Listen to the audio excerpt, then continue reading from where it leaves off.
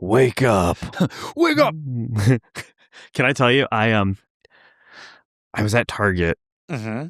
I can't stand being at a grocery store when there's someone who is always in your way.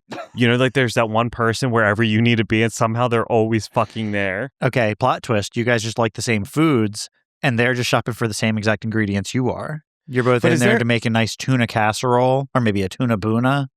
Ooh. And they just keep they're one step ahead of you. No, but you know what? There's a time limit on how, if I'm looking at a shelf and someone is clearly waiting to also look, there's got to be a time limit, no? Like you can't just sit there forever and hog that section of the store. Yeah, I generally like back up and I'll shift a little bit so I can still see everything I need to see. I'll float. I'll do a little floating around the items that I need, right? But I it's think annoying. that's the polite thing to do. And so I was at Target, and not only did that happen, but I was in the self-checkout line, right? And it was pretty crowded, so there were probably like 5 people in front of me. Okay. How do you line up? Single file. You would think. Everyone else is doing single file. This woman came and stood right next to me. Was she like, oh, hey, pal? I think she was trying to not even like chat and cut. What is it? Chat and cut? Yeah. I think she was just trying to straight up get in front of me. Like she came. Did you say something? So you know how you walk and you lines back there. I just cut her off because I knew, and she was trying to cut other people off. And it's like shit like that. That's crazy. So frustrating. Dude, that's like middle school stuff. And she was a grown ass woman. She had to have been in her late 50s. Maybe early 60s. I think you can let it go if somebody's like 70 something years old. No, she wasn't. Here you go, ma'am. Go ahead. Yeah, no, she wasn't old enough to let. So there's an age. She was where entitled. Is what that shit was. Okay, yeah, fuck that. I'm not letting her through. You know what? Same. But she probably was making a mean tuna casserole. She had like a thing of milk. Okay. Milk is never that urgent. She didn't want it to get warm. All right. Well, anyway, today's guest. Yeah. Again, I feel like these are all real hype episodes for Greg. They are good. Young Greg, emo Greg. You do our recruiting, so it should be. It just happens to be a lot of bands, right? Yeah. So Mark Rose from the band Spitalfield, who I love Spitalfield. I'll tell you, I used to wake up every morning to Spitalfield. Like I would have a CD in my CD player, and that was my alarm. The alarm would go off at 5 a.m. and it would be the only thing that matters, would wake me up every morning. My whole, I think like 11th grade year. Yeah. Now let me ask you that, because I've had a song used for an alarm before, and it made me dislike that song. Well, exactly. So that's what I was also about to get at. Then I hated that album for a little while because that song. It's like it's now baked into dread. Now, I gotta wake up. Yep, that's hilarious. But yeah. So Mark, the frontman, guitarist, saw him here in Delaware at the Harmony Grange. Everybody, every time I say, I think Shay saw him at the Harmony Grange too. Yeah, they've been a big part of that kind of emo boom. So I'm actually because I've also never interacted with any of the members of the band. First one. First and you're time. collecting them like Infinity Stones. So let's go. Baby. This will be one down. I'm gonna get them all one day.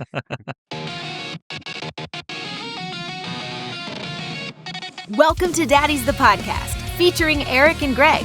Join them each week as they hang with a new guest to talk about who they are, their why, and the stories that come up along the way.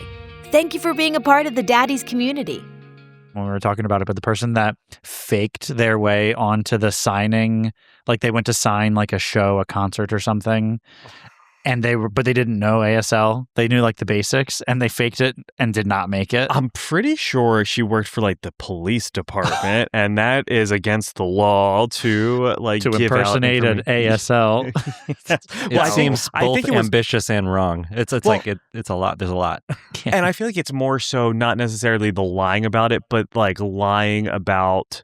Like I feel like giving that information out has to be accurate, and just kind of giving out whatever, isn't the look. I agree. I did see, I think maybe it was like an Eminem concert or something, where the person who was doing the sign language was like really getting into it.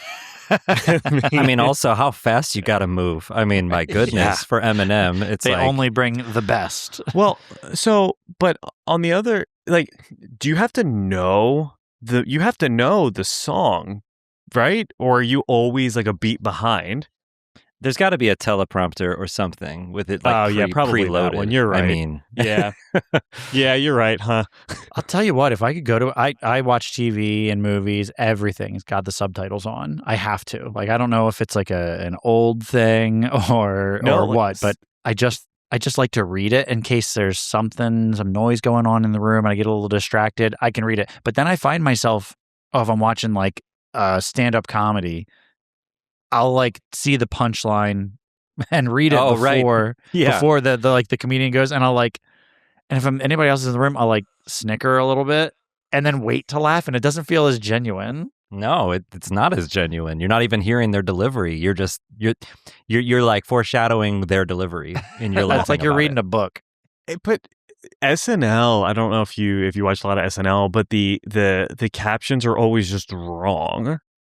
So not only are they ahead, but then like the words are just not accurate, which is also that pisses me off too. Well, I feel like for a long time it was very manual, and now it has to be like automated. So it's kind of like it is what it is. I mean, you get you get that ChatGPT spitting out. Exactly. So you're telling me that my dream of becoming a caption writer for a big network television program is probably gone. I can't do that. No, you just got to find the right show. You got to find a show where they're like, we're old school. Yes. We're doing it. No I'll AI. Tell you, can I bitch about AI for a second, or not AI? So I posted something on Facebook that I made on Canva, which I use to do all of our things, and Instagram tagged it as fucking AI, which is super frustrating because then people are going to think that every AI like picture, you can tell it's like the same thing. It has the three little things at the bottom, like a picture up here, and then a bunch of like they all look the same. Oh yeah, and the angle and the specific fonts and the boxes around things, and that's cool. Whatever, I don't care. But I felt some sort of way that they said I used AI in mine, and I think, and this is my theory, because I used a background remover on Canva to remove the background from someone, that would be crazy. Now, but that is AI, right? It is AI. But does that deter you from like looking at, like, Mark, if you see AI info, does that deter you from looking at that, or do you feel it is a deterrent, but I guess it depends on how interested I am in the subject matter to begin with. Sure, I mean, on a certain level, it does seem kind of like AI has become like the train wreck you can't look away from. So it's like people are like seeking it out to like, torch people for it, and like, it is. I mean, it's extreme. Everything about it is extreme. Like like local bands pulling off the shows because there was like an AI flyer made by another local band where I'm like, well, I know you're making a statement. I'm glad you have your values and you're sticking to your guns, but also you didn't get to play the local show with other local bands. So it's a little tricky. I saw that, and I saw a band dropped off. Like, I don't care that much. It doesn't. I get AI shouldn't replace people. I understand, absolutely. But at the same time, in most instances, it also can be a valuable tool if used correctly. And I think the problem is a lot of people just use it for everything instead of using it as that tool to kind of help make you better. Yeah, that's right. I think the hate is I mean, it's fair. Like, I don't love the idea of generative AI for creative spaces like graphic design or filmmaking or writing songs. Like, I do think that is like cheap and BS. The thing is, it's like anything else. Like, it's going to be a thing, and then it's either not, or it's going to continue to be, and then the real creators have to rise above and figure out what to do. And I mean, regulations on it is the key, I believe, because toothpaste ain't going back in the tube with this stuff. And like, I get served ads for like music stuff all day, every day, like for like production and stuff like that. And, it'll say like, Suno is doing for music what iPhone did for photography, and I'm like, oh man, that's depressing. Like, I don't want to read that. I don't want to hear that. Have you ever? So I dabbled in Suno just to see, and so I've recorded like a riff that I had floating around for the last 15 years that I couldn't. I don't know where this is going to go. I can't do anything with it. And goddamn, did it put out a song that was like, fuck, man, I would have never thought of that. But it wasn't like that same feeling like when you write something and you're like, man, this is it. But it was cool to see like what it could have been, but it was also never yours. But I know like a lot of people will just write a riff, upload it, and then that's the song, and then they'll upload that. And I feel like technology is getting better at flagging like blatant AI music, because it all kind of sounds very similar, and there's no like, I don't know, like it's not original, but it is. I do have to say, it is pretty fucking cool to see like what can be made in like 2 seconds. Yeah, I mean it's impressive. It's crazy. It's not right. No, it's not right. But I think that when it comes to, it's like it really is about intent at the end of the day, because you for like recording a song based on a riff that's been in your head for 15 years, it's like, were you otherwise about to spend a lot of money to go into a studio and hire session players and to bring in people to co-write? Probably not. Therefore, you didn't really take away somebody else's job. What I find to be challenging and frustrating would be folks who have the means to hire session players to play really cool, authentic things that either they have written or that they would collaborate on, but instead they would put a prompt into some kind of generative AI for music. It's like, at the end of the day, it's like, you can't, like, I don't want to take away the opportunity to have great ideas come to life. The question is, do you have a great idea? Do you have an idea? Is there an idea? Or is it simply a prompt? And like, to me, it's like, there's some gray area there. Mm-hmm. Well, that band that put out the original, like whatever, flyer to advertise them playing at that bar or little show, they could just be like a bunch of, I have no idea what the story is, but here's my assumption. They don't have any money. They don't have a lot of money. They're just trying to make it, and they don't have an artist, and they'd love to be able to get their name out there. Making a flyer with some AI is probably the best way for them to do so. I mean, alternatively, what? Grab everybody, hey, all the band, grab white pieces of paper and just draw, like with crayons. Well, actually, I'd prefer that, to be honest. I mean, I don't know. Like, at the end of the day, hey, listen, you talked about Canva, right? Like, most folks could have access to tools if they want to create something and be more minimalist then. You know what I mean? Like, be more minimalist with your flyers. I mean, I agree that it's the quickest way to do it, and it's inconsequential in that exact situation and scenario. Yeah. But, I don't know. I just think that there's so many tools readily available. And at this point, doing something slightly more hilarious, like writing it on a napkin and taking a picture of it, might be better for your show anyway, because that might get more traction. I saw than even a good looking AI flyer. Mm-hmm. Well, and you see a lot too, where it's like either one, like you're totally against it, or you're all in. Like it's very rare, I feel like, where you get the people where it's like, I can see the value in it, but it's like, yeah, FAI, or like, I love it so much, and the people that love it, they use it for everything, and you can even tell. But you can tell if someone makes a post, for example, on Instagram. If I went into ChatGPT and I said, I'm having Mark Rose on, and it would give me something, and you would be able to tell that ChatGPT typed that up within like 2 or 3 words. You just know. I mean, the placements of like emojis, the hyphen. The like thesaurus-esque words that otherwise wouldn't have come naturally, but like maybe would be like impressive for a copywriter like in the 80s to be like, they came up with that word to use there. That was cool. But now it's like, oh dear. This is obvious what this is. I've never used a semicolon.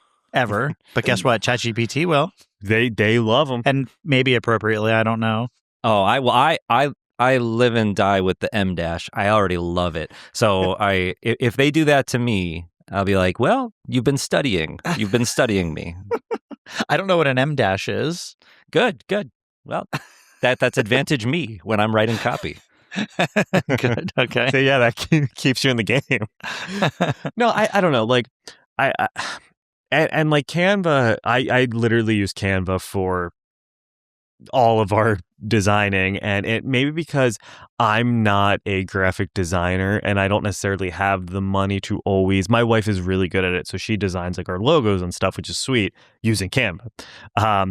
But Mark, to your point, Canva is relatively inexpensive, but there's a lot of shit that you can learn how to use, and you can make money like selling those. Like my wife, for example, is a teacher, and she uses it. And she uses that in Procreate to make stuff that she sells on the pay teacher. And she makes a good bit of money selling the stuff that she created. And I feel like if she were to, ask ChatGPT or whatever to create or something, it wouldn't be as good. And it would look like AI slop, and it wouldn't be as successful. Yeah. But, to say that my post was AI, AI. You were info, offended. I was offended. We were that talking is about that today. frustrating. It Yeah. was. I was talking to Eric about it after lunch today about how I felt some sort of way. But Yeah, and one note: my wife also a teacher, and my my youngest son. His name is Canva because I love Canva so much. No. well, Wait, I can't tell. Is his name actually Canva? No. But, well, Eric's daughter's name is Salem because he's a chain. Oh yeah, I smoker. tell everybody my daughter's name is Salem, but I tell everybody, oh, they go, oh, that's so good. I say, yeah, after my favorite pack of cigarettes. yeah, I mean, Naturally. I think folks might be like, oh, like cool, like did you live in Salem, or like are you a big fan of like the witch trials? No. Are you I just like to burn into one. the lore? Nope, chain smoking. It's Like great. what's Oh that? yeah. Virginia Slims. Parliaments. Yeah. All them. Well, you know what, Mark? Speaking of chain smoking, I don't know how to segue into. Nice segue. I hope this question is about the group, the Chainsmokers, because I will not have an answer for you. I do get down with the chain smokers. I like them. I like them. Are you talking about the people or the band? Because you mentioned you what? are a chain Both. smoker yourself. So Because listen, we listen and we don't judge, or whatever they were saying for a little while there. No, we were talking about the Harmony Grange today, Eric and I were, or maybe it was a couple days ago. Maybe it was today. I think it was today. And that's the only time that I ever got to see you guys was at the Grange. And I was telling Eric, and I was like, I'm pretty sure you guys were on tour with Boys Like Girls and Punchline and Hidden in Plain View. Am I making that up, or was that a real tour? you're making up the exact lineup, but we've toured with each of those bands, Okay. and yeah, I'd have to check to see if we played there with Punchline, but we definitely played there with Boys Like Girls, and we did a tour that had Punchline and Boys Like Girls. So now I'm starting to think that might be the one. Maybe that was it. So maybe Hidden in Plain View, they weren't there. I don't think so, because we did do a tour with them. I don't remember it being at the Grange, but if you remember Boys Like Girls and Punchline, then I think we got a winner. Also, that means that we were all sweaty. Like everybody. My God. Like I get like extremely sweaty when I perform. I get sweaty doing I do like normal mundane tasks. Just I living. get sweaty. Yes. But at the Grange, like everybody, when they walk out like between sets to go outside, it's just like steam is like coming out of the doors. Why was it so wet there? It was just a wet venue. So wet. It was just moist. Everyone was just moist. Well, I don't know. I mean, it's like it was so long ago that I wasn't like really asking the hard-hitting questions like, See? is why there was air it so wet? conditioning? Do they have it turned on? I mean, Somebody I remember get the dehumidifier pulled in here. Come on. Well, so in case you were wondering, the Harmony Grange is closed. So I'm shocked. I know. can't believe that. it's crazy. Who would have thought It that seemed you like need... a thriving establishment. Well, it's funny. Like, so it they were running shows until like 2014. So it's been, over a decade, but people would still go. I think the problem was they didn't have bathrooms and So That legally, one problem. yeah. That's, but now everyone, if you're playing in Delaware, you either play Bar 13, or you play at the Queen in Wilmington. Yeah. So there's still live music here. And it's still, but it doesn't have that same kind of local feel. Like, we don't really have that in Delaware anymore. Like a fire hall show or something, maybe. All of the shows we played at the Grange were promoted by the same fella. His name was Harry. Harry Mazzio. That's the guy. That's it, the guy. man. Was he the guy until 2014, or had somebody else taken over? He was the guy. So it was him and Lisa. And I think it was called Project Unity Productions was their And so it was him. It was him and Lisa doing it. I think him and Lisa like broke up. They were dating. Eric, if you didn't know, the Harry Mazzio lore. And they were dating. They split, but it was him running it until, yeah. And I'll tell you, so fun fact, I was in a band years ago and we recorded an album with him so that way we could play at the Grange, like being in high school. You're like, Harry, record my band. Hey, Harry. Now that you're recording my band. It was really bad, but he let us play at the Grange, and we ended up playing with Bed Light for Blue Eyes and Tokyo Rose. And so nice. It was cool, like being young Greg, in 9th grade, getting to play show. Like, again, my first show at the Grange was, I think it was May. It was either May or the early November. And that fucking just changed.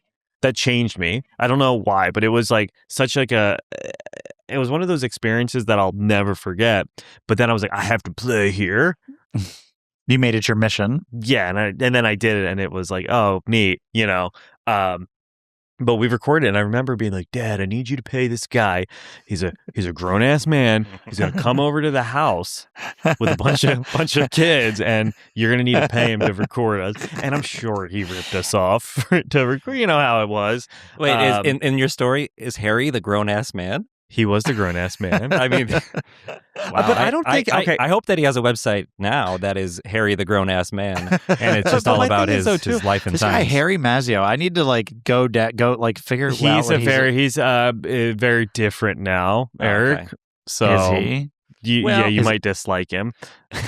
See, that's the thing. I was going to say something very positive about Harry, but I guess I haven't kept up with him in a long time, so I can't speak to who he is now. Yeah, right. Back in the day, he was my shit, Well, I would say that like Wilmington would be so lucky to have a Harry because not all like towns have a Harry. And I know Wilmington is more than a town, right? It's it's bigger than a town. But like, like I don't know, somebody that's like actively bringing in shows. And I know there was drama, and I'm sure there was like highs and lows and everything else. But like, think about the bands you just rattled off playing at like essentially like a community center VFW hall. It's pretty amazing. Like, I'll go back sometimes just for the nostalgic feels, and there was a show, and it was like brand new, Armor for Sleep from first to last, and like someone else all on the same bill at the Grange. Paramore came through, My Chem. Like, Harry got all of them before they really started taking over the world. And I remember, who did I see? Bring Me the Horizon. Like, at the Grange? At the Grange. Amazing. This is all blowing my mind. So back then, I did not listen to any of this type of music at all. I was gangster. I would listen to rap, hip hop, and then I moved to like dance music. And I eventually started to listen to like whatever, Slipknot, whatever. But I had friends that would go, and they were like, it's the best time. And now that I'm hearing all of this, I'm like piecing this together that I wish that I would have just given it a chance. It was a really kind of surreal experience because, you would go to like, I don't know, a big venue, and you see the band, and then they leave, and that's it. Maybe you go hang out back, and maybe you'll get a whiff of someone. But at the Grange, you literally got to, for the most part, talk to everyone there and legitimately hang out. And they were I at the merch presume there was table. no backstage. I mean, they had this like kitchen thing. It was a little kitchen room, and I was gonna say like sometimes it would just be like you get busted just opening up the like refrigerator, freezer, and just standing in front of it because again it was so hot in there. Yeah, but, the kitchen. Yeah. Also, I was technology got better, like from when Spitalfield first like called it quits and stopped touring, that was at the end of 2007. So we've seen videos that have been uploaded to the YouTube that are like videos from the Grange, that the thing about them is that they all just sound like an explosion. So we don't actually know what that actually like sound. I know it was loud in there anyway, but like that was all like flip phone filming, just like people in the front, just absolute chaos. Like the sonics are so it's just a bomb going off, right? That's all it is. So, maybe that's good though, because maybe it keeps my memories in check, that it's like, it was just a really cool, like fun DIY experience where people were stoked you were there. You probably made a handful of new fans, but you also played for people who knew every word, and you're just, I don't know, you're showing up in your 15-passenger van and you're driving away. You know what I mean? Like there wasn't much to it. It was like you play, you go. And that's a good point too. Like, did any of it, I don't want to say did it sound good, or like the bands could have just come and done anything. You've been like, there's no proof. There's no proof that it sounded bad. I mean, no. So wait, even when you were there, it was just a lot of noise. It was very loud. I mean, yeah. I mean, that room was not built, for those types of things. But I mean, so many great, DIY shows, over the course of, time with punk and hardcore and early emo stuff or whatever else. Like some of the most memorable shows are on the floor in a youth center. So it's like, you don't need it to sound good. The memories hold up. Right. And like seeing and then watching these like bands take off, and it's like, oh, I remember I saw them at the Grange, man. And like, I mean, think about, again, Bring Me the Horizon. They're huge. Paramore, Hilly Willy, like I don't really associate with brand new anymore, but even so, like, still huge, So for like Spitalfield or any of the bands that you named, Greg or Mark, tell me, do you guys just have to tour like everywhere? You're like, how the way that Delaware has been touched, like at the Grange. Are there a ton of these just like small little venues sprinkled throughout the country, and you just go to all of them and say, hey, whatever small place or whatever the biggest place that we can get to? Yeah, I mean, there's stuff like that, sprinkled all over. But I think that it's a very specific part of your career arc where you're playing everywhere to anyone, anytime, for just about nothing. And luckily for most bands, that comes at a time where folks can afford to do that, like early on, like we're kind of like before you have other responsibilities. And everyone individually is in a different position for like what their home life was like, what kind of job they could have between tours, if any. But that also in the early mid 2000s was still like an era where bands were making albums and selling CDs, and like really like doing their darndest to support those albums. And it often came with very little exposure outside of the like media that was covering the underground. Like you had your handful of magazines, and you had your handful of websites, and outside of that, that was pretty much it. Like very few of those bands actually made it to that next level of like rock radio, like above and beyond maybe even college radio or something. But you just, if you weren't touring, what were you doing, right? And that was kind of the way you had to look at it. Mind you, so many of the bands, I mean, us included, we were so young, we didn't know what we were doing. So we had to learn on the fly. And by the time we started to figure things out, things were changing. And that, such as the music business and anything else, like it evolves. But like for Spitalfield specifically, like when we recorded Remember Right Now, I was 19. So at that point, it was like, putting everything on hold, like, being in my second year of college and signing a deal and being like, okay, mom and dad and loved ones and friends, I want to do this. And then it just became a thing where I'm like, I look back on that now, like now as I like get older and I have my boys and stuff, where I'm like thinking about that, like that moment of like, this is what I want to do, and being like, okay. Like, I give my parents so much love and credit for like saying like, okay, go for it, and I guess you'll figure it out. Hope you stay safe, and I don't know, it's pretty wild time to be in a band that was also somehow a business but didn't really seem like it. Well, and so now I feel like it's so different because I mean there's social media and you can I feel like you can put something out on TikTok or Instagram, whatever, and you go viral and you're the next biggest thing. But do you think that like some of these musicians are almost at a disadvantage by kind of missing out on those struggles of the road and like the real life grit of it?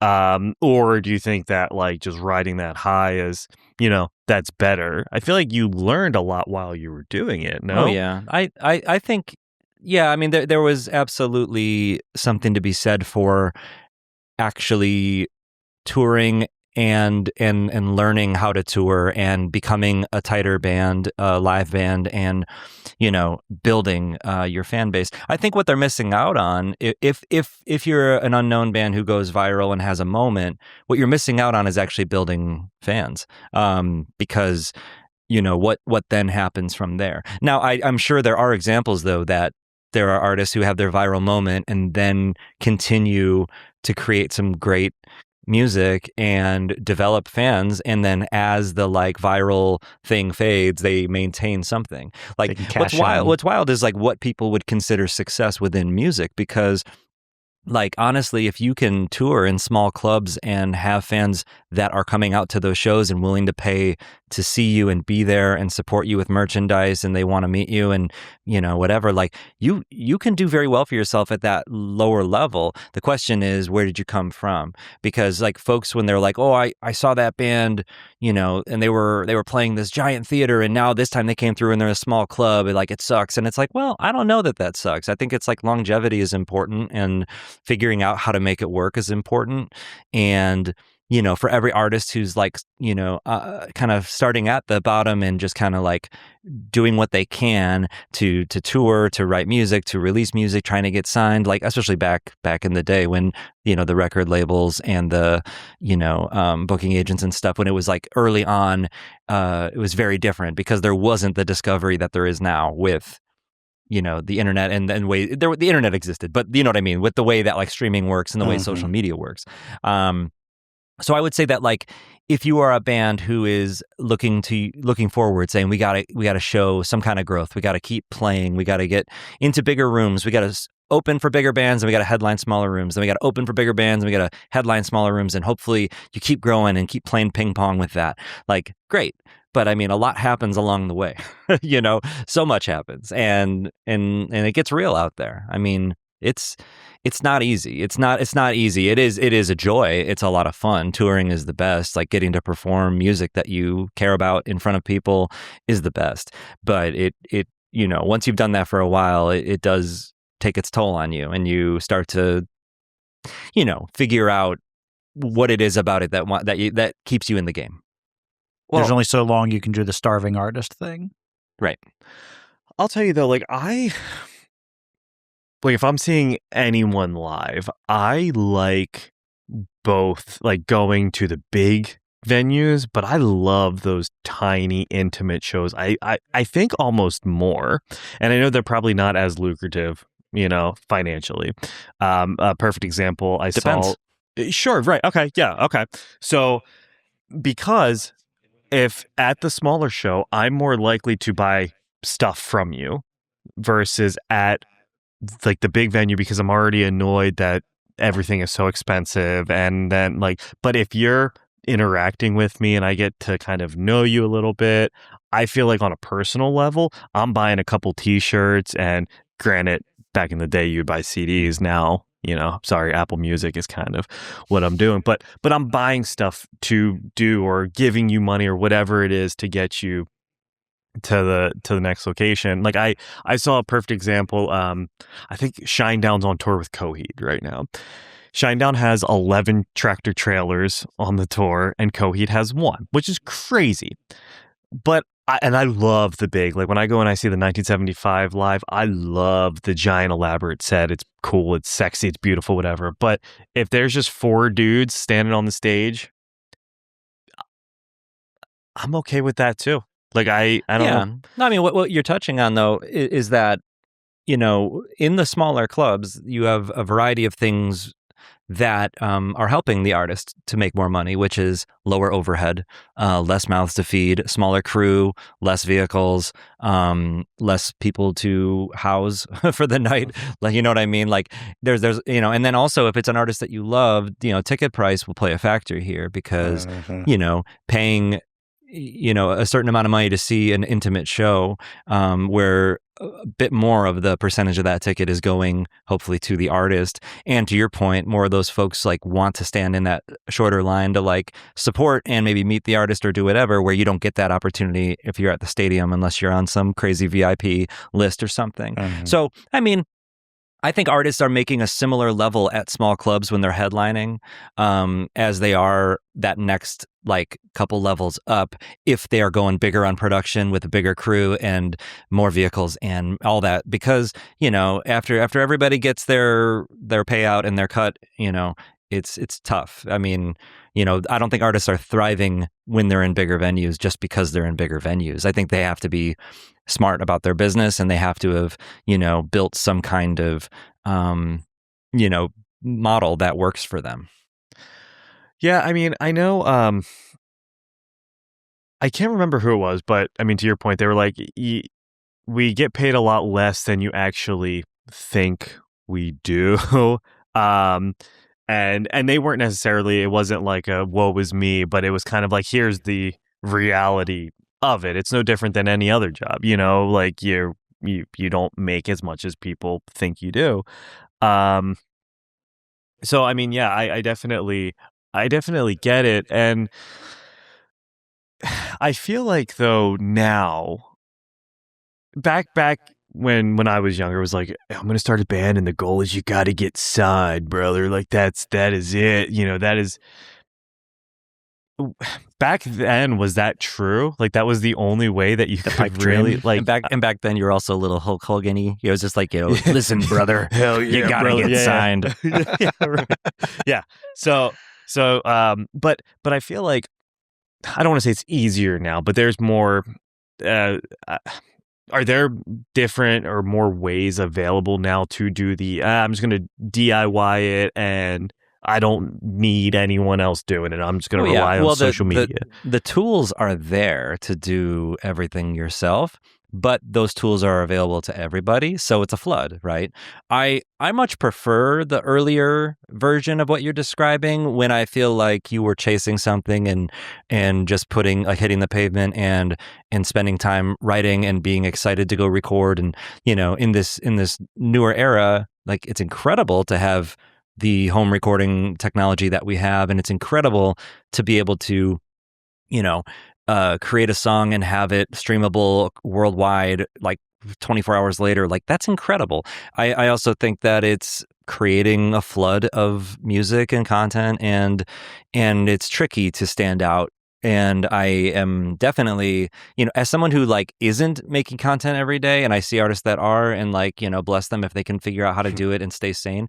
But I will say that like, I look forward to a time when artists don't feel like they have to be doing that every day. And that's not trying to sound jaded or negative about anyone who is doing it or about folks who have figured it out. Like I could stand to do more of it and, our band would benefit from probably doing more of it. But I would say that like it does take away from the thing they should be focusing on, which is like being a band and being the best band they can be, or getting away from it all. Like when you have downtime, it'd be better to have real downtime, I think, than to being like creating your schedule for what you got to post and, this, that, and the other. But again, I mean, if you were a brand new band coming up in this era right now, that would be what and that would be what you're trying to do.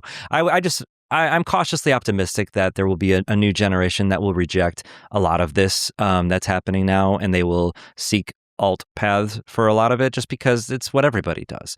I mean, you know what I mean? It's like that's how it repeats works. itself. Yeah, in some way or another. It'll look different with all the technology, but it'll still, I think that'll happen. Well, and I do think I remember when I first got into music, and you'd want a guitar pedal and you'd have to save forever to get it. But like, I just picked up an amp the other day, and it's called the Reactor 50, okay, by Positive Grid. Going back to AI, you tell it exactly what you want it to sound like, and it gets like 80% of the way there. You literally put it in your phone, and what I like about that is trying now, like kind of almost starting over, figuring out what I like now, and being able to use that as a tool to kind of mess around with things instead of having to buy a bunch of other things, and then figuring out what I actually want. And I feel like having access to stuff like that is really cool too. And I think like just if people again use it the right way, a really nice benefit. So yeah, I do hope that like people get back to kind of like square one, and they're playing their shows, but like also having access to stuff like that, I think is really neat. And it's pretty cool. And I know a lot of people hate this amp, and it just came out I think like a month ago, and I picked one up. And Greg, is that the one you were telling me about that you said 80% of the way there? Me is not like an audio file. I don't know. I can't hear the little differences.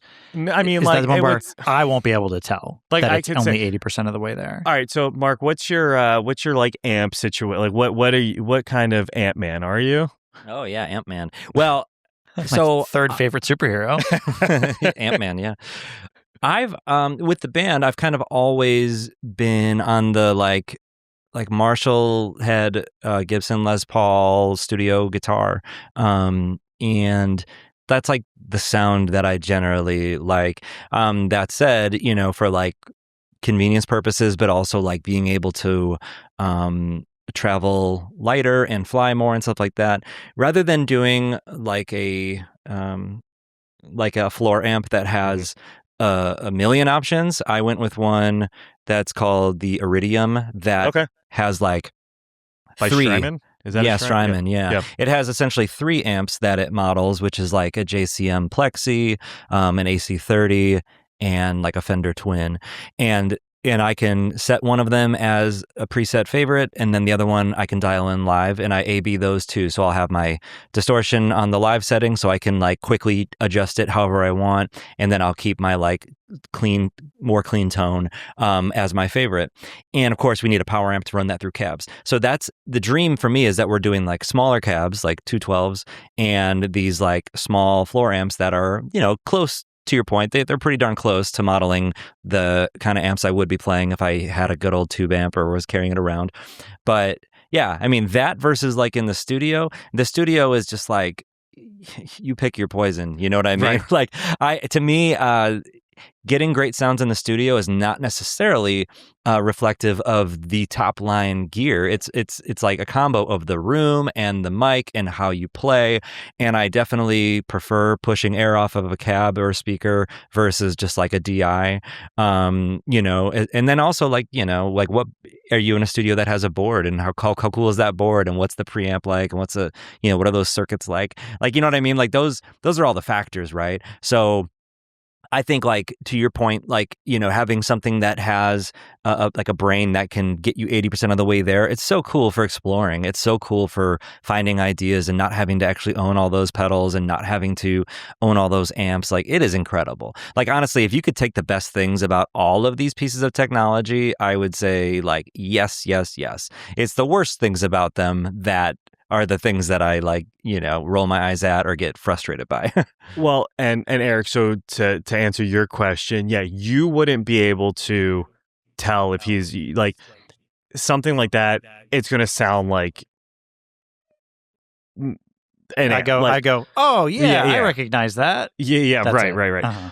And so when I was saying like 80% of the way there, so you literally would write a prompt to make it sound like, all right, I want it to sound like a Vox AC15, and it would get like 80% of the way there. And then you have knobs to like, it sounds pretty good. It's not amazing, but it sounds pretty good. And it's enough where if I'm practicing or wanting to write something, it's fine. Like, this is perfectly fine. Would I play a live show with it? Probably not. But again. And not even like music, but there are like video game consoles that are coming out now where they have like 100 games built into it. So that way you can play all these games without having to buy. I mean, you'd buy a video game back in the day and hope that it was good. Oh yeah, all the time. And if it sucked, well, you're SOL. You know? For me though, those like emulators and whatnot, it's like that is obviously rooted in nostalgia and wanting to like relive those moments of playing those games, those 8-bit games, 16-bit games. You know what I mean? Like, at least for me, I would say that the idea that you had to go buy and hope you liked it. Well, one thing is that you probably played the hell out of that game. The same way I felt about buying albums where you knew you liked one song from maybe the radio or from somewhere that you heard it, and then you took a chance. You didn't always win on those. Those were some bets you would lose sometimes. But I mean, I do think that it's hard not to just constantly jump around when everything's at your fingertips, right? And like that's how it is with like, Spotify or Apple Music or Tidal or anybody, where it's like, yeah, they have millions of songs that are just a click away. So it is tough to get yourself back into like, listening to a whole album as the artist intends it, if they even intend it to be an album anymore. But also I would say that it's an incredible thing to be able to look up all this music and to be able to check out things you missed or hear something new and have it served right to you. Like, it is incredible. I mean, I can't deny it. I also think that like everybody's time is different. Like, what kind of time do you have, right now versus when you were in like, 7th grade or 8th grade and you're discovering music and being like, I'm just go in my room and listen to music. Like, that's what I'm going to do. It's like, I would love to say that right now to my son, Canva, and my other son and be like, I'm going to go. Your other son, Photoshop. Right, because he's older. Yeah. But like, I would love to tell them I'm going in my room to listen to music. But like, when do I find time to listen, right? Very specific windows of my day. Well, and it's funny though. So I love Apple Music, but I find myself listening to the same 2 bands half the time, and then that's it. Like, I feel like when I used to buy albums, yeah, to your point, I don't want to say because now it's cheaper to discover new music because you can just download whomever, but I find myself listening to, oh, here's the 1975 again, or here's Hot Mulligan again. Yeah, and I'm friends with you on the Apple Music, so it says your friend is listening to this, and it's wait. Can you see who I listen to? Yes. Oh. Well, okay. It doesn't show like a list of here's the last 50 songs that Greg's listened to. Good. It doesn't say that, but it'll. If I stumble across an album that you've also listened to, it'll tell me. Huh. Yeah, I mean, the thing is, though, it's not the worst thing to kind of just like know what you like and love your favorite records. Because I mean, you're in a spot in your life where you know what you love and you do it, right? I mean, I find that it's very challenging to let new artists into my world, and usually if they make it past the like first listen where I'm like, ooh, I want to listen to that again, I end up binging it and probably overdoing it, to be honest. And then I'm like, we'll see if it holds up after I have totally destroyed it for myself. Yeah. But I mean, I've been making it a goal to be open to what folks are suggesting to me. And honestly, it's a hard thing as an artist to not constantly compare yourself to other things, like when you are listening to new music. Like I'll get, I'll get into a zone like, you mentioned 1975. Like I really love the 1975. I think their production's incredible. I love a lot of the songs. I love a lot of the songwriting. Like I think it's really great. But there's times where I'm listening to it and I just get angry, and I'm angry because it's like I'm never going to have a record that sounds like that, or I'm never going to have one of my songs like pop off like that or whatever. And I shouldn't do that, because when I'm not comparing myself and I'm not thinking about my own existence as a musician, I'm in love with it, right? So it's a challenge, I think. And not every artist is that way, but I think it's similar for like athletes or whatever, where they're like having a hard time being on the sideline during a game. Regardless if they are the right, player to be in that game at that moment, they still want to be out there. Now, okay, let me ask you both this. What determines when you get an album, or at least when you used to buy albums, what would you consider like a good album? What track percentage has to be a track that you're going to listen, because it's really hard to find that unicorn, that Mechagodzilla no skip album. There's always like one song, especially if I'm like pulled up at a red light and I want to look cool. Sometimes you got to change the song. You got to restart. Oh, you let me go back to track 3. because I want like the chorus to hit right when the light turns green. But like what when you're pulled up to the red light, you got to put the car in park. You got to go open up the trunk and then do the CD changer in the back in the trunk. Yes. Flip albums. Say, give me a second here. You see what I'm doing? Go back up front and then go. That's right. very cool. But like, so when you would buy a CD, yeah. and like one song was good and the rest were kind of like stinkers. Yeah. Were you disappointed, or were you happy that you could listen to that one song over and over again? You didn't have to just listen to it on the radio. Like, was there what percentage? God bless making mixtapes or mix CDs for people, right? I mean, I think that was the solution to that, which was like you could cherry pick a couple songs from records and then make your own mixes or whatever. I mean, now we call those playlists, right? But it doesn't have the same impact. But I would think that like if we're gonna call an album like anywhere from like 9 to 11 songs or something like that, like if it's got a few really good songs that I can truly say that I really dig, well, I'm going to give it a pass. Now, I don't mean pass on it. I mean, I'll give it a pass like, hey, it's got a few good songs. That's great. If it's got twice that, then we're talking about a really good record. And if it is like a borderline no skips or no skips album, like, my gosh, that is the holy grail right there. Yeah, but those records do exist. I mean, and I think that it is still like person to person, like what's their favorite records, like what is it about that? Because I'm sure there's some no skips for some people where I'm like, I don't like that record at all. Right. But individually, it's like, I mean, wow, there's some no skips out there. I think I've said on this. I think I said on the show that mine was what is it? Panic at the Disco's first and only album. You Can't Sweat Out. Yeah. Their only album. I lost track of them. I don't think that they did anything after that one, but I have really fond memories. Greg will know. Greg's a freak with this stuff. What year did that album come out? 05. And I was playing Resident Evil 4 on my GameCube in my bedroom, and just to that song. So anytime I play Resident Evil 4 again or see gameplay of it, I think of Panic at the Disco. And then I met Greg however many years later, and I was like, oh yeah, Panic at the Disco, this band, they're not new anymore at all. And he goes, oh yeah, I really like their their new album. I had blew my mind that they were still making music. And well, it's funny though too, because like Panic continued to put out like Vices and Virtues and Death of a Bachelor, like those were all fantastic albums. No, they didn't. Nope, just a few. I'm sticking to it. But I guarantee you that there are people I skipped like 8 songs on that album, Probably. I think there's one intermission song that, so I can't really like say that it's a true no skip for me. I'd give a shout out to Pretty Odd specifically for 9 in the Afternoon, because that song is fantastic. And they got kudos to them for getting like super creative with that album. Yeah, that was very different era. For Maybe sure. that's why I didn't like it. Yeah, you would hate that album. I think and the chose challenge not to recognize it. The challenge that I love, aside from talking about no skip albums, would be when you challenge yourself to think of bands that have had a run where there's like 3 killer albums in a row.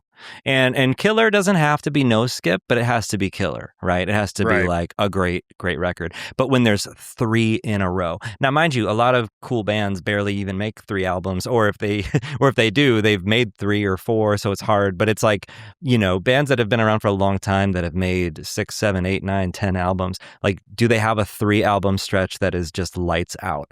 Mm-hmm. And like an example would be, for me personally, would be Jimmy Eat World with Clarity, Bleed American, Futures. I think that is a 1, 2, 3 that is hard to mess with. But it's fun to have that challenge. Like if you're on a road trip, start thinking about it. Challenge whoever you're driving with. That is a good one. I like that. Yeah. Yeah. Huh. And then on the road trip, you have to listen to all 3 albums. Boom, boom, boom, boom, boom, boom. You have to listen to all 3. I mean, I don't know how long the drive is, so we'll see. Yeah. But Mark, before also I forget. So Spitalfield, you guys are like going on tour really soon here, aren't you? We've got a couple different things coming up. We've got this this trip out with like Omaha, Sioux Falls, and Iowa City, which is interesting because we haven't played any of those three markets like since getting back together. So it's been a very long time. And I mean, I'm looking forward to it. Like, that's the thing about being a band again, is that we get to like do fun stuff. And, these drives will be long. Hard to say how the shows will do, but I'm looking forward to it. And then we've got a festival here in Chicago, Edgewater Music Fest, and we're actually doing a club show with Smoking Popes. It's an outdoor one, but it's at a club that has a cool outside space, and I'm stoked on that because I love the Smoking Popes very much. And then our big trip, we're going to the UK, and it's our first time as a band getting back to the UK since 2007. Like I've been blessed to go a handful of times with my solo stuff. And it's been great to like, get over there and perform. But, the question I get asked at all those shows is like, is the band ever going to come back? And now the answer is yes. And we're looking forward to it. And I honestly can't wait. Like, it's going to be hopefully a ton of fun. And I can't wait to just like, be traveling around over there and having English breakfast every day. And just Do you go for taking it all in. The full English breakfast? Like blood sausage and all? Well, I'm going to try full for at least every now and again. The problem is if you do full every day, it gets real bad for you. So I might be doing some halves. Yes. Well, so I really want to. That sounds awesome. And I heard that the UK is like super... It's like just a really cool place to play. Like I heard Their everyone's music really, scene is rabid. It can be. I'd say that the craziest thing about the UK is how close together all the different markets are. Because like, when you're in the US, you start getting used to having most of your drives between cities being, 4 or 5 hours, sometimes, much more when you're heading out west. And it's like in the UK, everything is like couple hours apart all the time. And it's funny, the opener on the tour is a band from Manchester, a newer band called Gambling with Dogs, and this is like their first like real like UK tour. They've been playing a lot in and around Manchester and probably like right around there. But when I had a call with them to talk about the tour, they were looking at the routing and being like, oh wow, like these are some crazy drives. And I'm like, yeah, they're crazy good. I'm like, these are incredible drives. This is awesome. Right. But to them, it was like, no, these are long drives. Like, this is going to be something. Like, man. And I'm like, this is my dream. My dream is that we have shows that are all so close together. Guys, this is not even as big as Texas. Yeah, right. But we also have traveling with us, Jonah from the band Far, Jonah Matranga. And it's like, Jonah is just like one of those musicians that I'm so happy to know him in real life, but also like, when I was in high school and stuff, like listening to his bands and things like that, like people say like, oh, if you would have told me blah, blah, blah. It's like, no, literally, if you had told me when I was in high school that like, you're going to go, this many years from now, you're going to be over in the UK and Jonah's going to be on tour with you, I'd be like, you gotta be kidding me. Yeah, right. And then our buddy John Walker, who John is a Chicago guy. He's been out on the West Coast for a while, but John was in Panic at the Disco in the like pretty odd era, playing bass, and then he was in the Young Vanes with Ryan Ross from Panic at the Disco when they made their split, right? Yeah. But John's been doing solo stuff for a long time, and he's a longtime friend of ours. So it's like, it's just like we're gonna be over there with friends and having a good time, I hope. Now let me ask. Are you going to be eating a lot of crisps or chips? Because chips are fries and crisps are chips. We love I'm going to food. say no. I mean, maybe that's something I will intentionally not be having a lot of, because not that they're not good, but if I'm going in on the breakfast, I got to take it easy. I got to take it easy outside of that. All right, here's what you do. You just take some Ozempic. And then you just, But then you can't eat it all. Oh yeah, you're right. That just actually makes it even worse. No, I need the English breakfast, guys. Give it to me, and then don't try to sell me on anything else. I think it's just beans on toast for me is the thing that does it for me. I can't do I can't that wrap over the blood sausage. I've never tried blood I sausage. can do it all. I've never tried beans on toast either, though. So Yeah, right. You should. I guess I could try that at home, right? That's not Yeah. You so. could literally, foreign. but you have the ability to. You're an adult, so you I can might have even beans have on all those toast whenever things you- here. Yeah, No, you have to go to the UK and try it. Okay. Yeah, it's different. authentic. And if because if it's not good, I'm going to get somebody saying like, "Oh, well, you didn't have it prepared Wait, right." do you think they're just using Bush's baked beans and just dumping it? Yeah. Yeah, they're buying number 10 cans of beans and just dumping it on toast. I need to open a new tab and check out Bush's Baked Beans wiki just to check in and Just to see where they're from. Authentic baked beans on toast. Well, Mark, thank you for. I'm glad that we were able to finally connect. I know we've been working at this for a little while to try to get you on. So I'm glad that we were able to make it work. Well, And, when do we actually start taping the podcast? So we Because haven't I'm pretty started yet, sure Right. we've just been So chatting. This was a good start. So this like is an a good appetizer. segue. Yeah. This is a little taste. And now, welcome to Daddy's the Podcast. Hello. Hey, guys. Mark, thanks so much for joining us. Hey, the pleasure What do you is think all about mine. AI? Oh, yeah.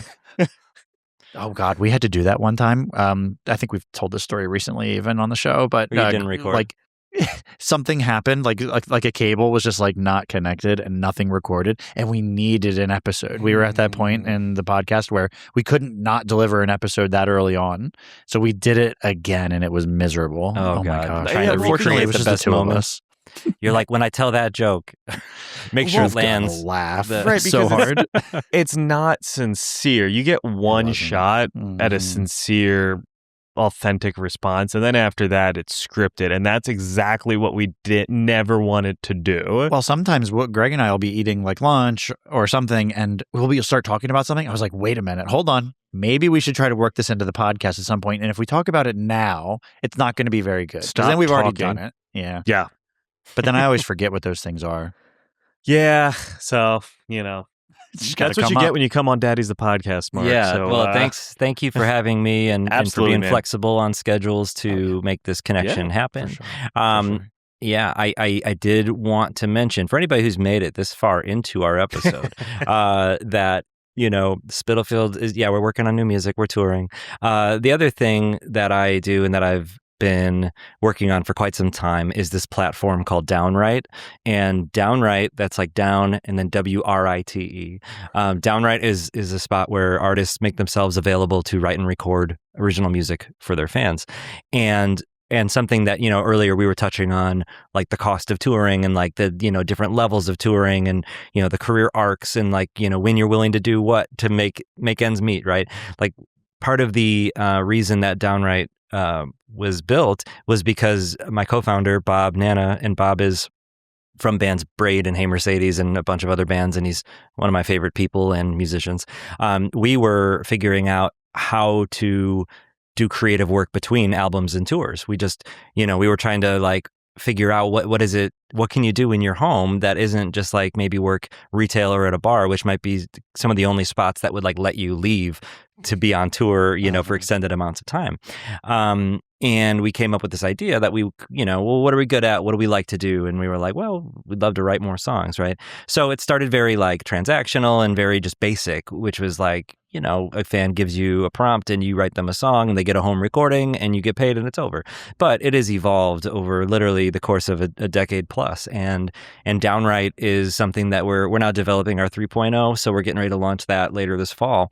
But it's something where artists stay creative. Artists are connecting with their fans in a very meaningful and powerful way. And they're very protected. They keep the rights to what they create and they can use it however they want for, inspiration towards other songs they may be doing either on their own or with their band. Like, for example, I've done a lot of projects over the years and I find myself using some of those like melodies or hooks or lyrics or ideas in even new songs I'm doing now, because I do end up falling in love with a lot of the things I write, because half the battle of writing is just forcing yourself to do it. And when you're given a reason and a timeline, it like becomes real, versus like when you're making a record with your band or writing songs, it's like never ready, it's never done, right? So now you're like forced into doing a real project. But yeah, it's been really cool, and artists have earned like $1 million using Downwrite, and we're trying to like, expand and grow. So I just wanted to like plug that if anybody is interested. Also, Daddy's the Podcast, you guys could have your own Daddy's the Podcast theme song, written by an artist you love. So Ooh. Oh, Wouldn't that be cool to have one of those songs and then see a single pop? And you were like, wait a minute, that sounds just like the one they wrote for me. Yeah, there's been examples Love of that happening with some known artists and bands. And like I don't know, I think that's cool. And I think as we evolve and as, social media continues to expand and develop the way it has, like, you gotta stay with the times, you gotta stay up to date with what you're doing, but also you gotta go back to the thing that matters the most. And, for me and for a lot of folks, I think that grew up with this genre, it is the music. So it's not just the content that keeps you around. No, I love that. That's awesome. Yeah, thanks. Well, we'll make sure to also link That'll it. be linked. That'll be linked here in the below. show notes. Yeah. I don't know where I'm going to be on the on screen. socials, we are Get Down Right. Get down right. Down right. All Get right. Down Right on socials, yeah. Awesome. Right on. Well, Mark, thank you so much, man, for Appreciate. taking the time to speak with us. You're Appreciate welcome. your time. You're welcome. It was a lot of fun. I'm glad we could go down memory lane to the Grange Likewise. together. The sweaty Grange. Thanks for listening to Daddy's the Podcast. Don't forget to subscribe, drop a review, and give us a like. We'll see you next time.